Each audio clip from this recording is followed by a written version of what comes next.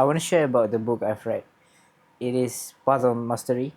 As I'm reading through it, I've learned a lot of things, and all these things is not what I might think about. First, I saw the graph of mastery, the graph for the puzzle mastery. It has a lot of plateau, and then it goes one bumps, and it will plateau again, and it shows about people who is quitter, they crave for these bumps, and then when they hit the plateau, they quit.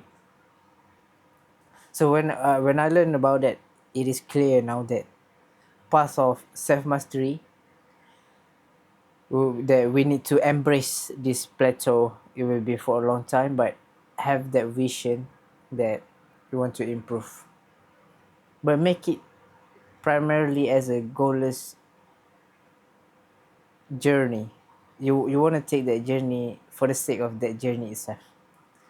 And here I want to share about the four things that we may want to think about as we embark on this self of path of self mastery.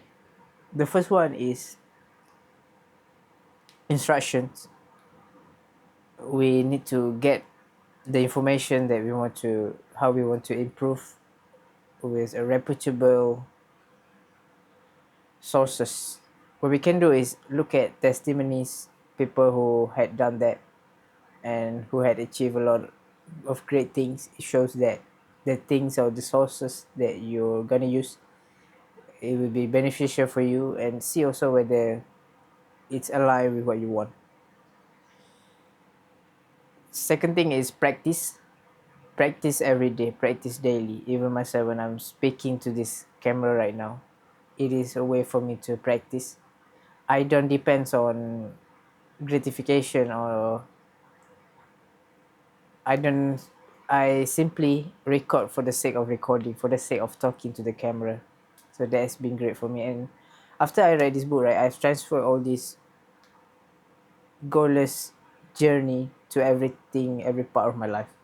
If I'm doing exercise, I try to be conscious of every single movement that I've made, to understand it, to master it. Even if it's just a simple push up, I try to be present, to aware of all the body parts that is working, that's currently I've been using.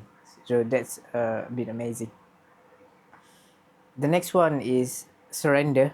The moment when we have all this information, we practice, and then there will be an opportunity to go further. For example, to surrender to it, because we already do all the things. So surrender that we can do that also. And when we're talking about surrender, be okay also with looking foolish. Looking foolish means that you don't attach your ego to your learning. You're simply curious about things that you want to learn.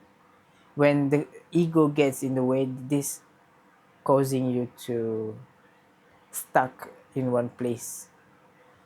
But instead, we lower down our ego, we surrender to it, and a lot of information coming into us. It is like a glass of water. Also, if you pour it non-stop and the glass is full and overflow, you cannot get more information after that, because it keeps flowing out. But if you empty that glass, think that you have a lot of volume for learning today, and you're willing to ask foolish question, looking foolish while learning things. And the last one is intentionality.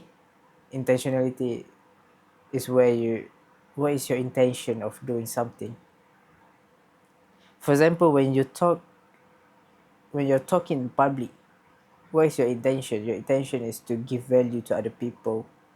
When you put aside your ego, this can be a great tools that you can use.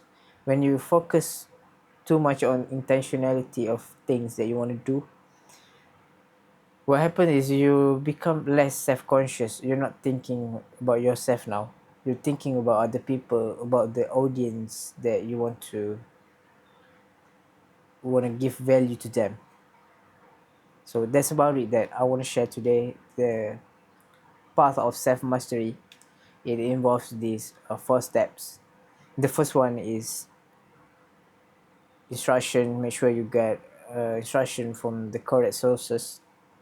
The second one is practice. Practice for the sake of the practice itself, and you don't need that big goal that you want to achieve.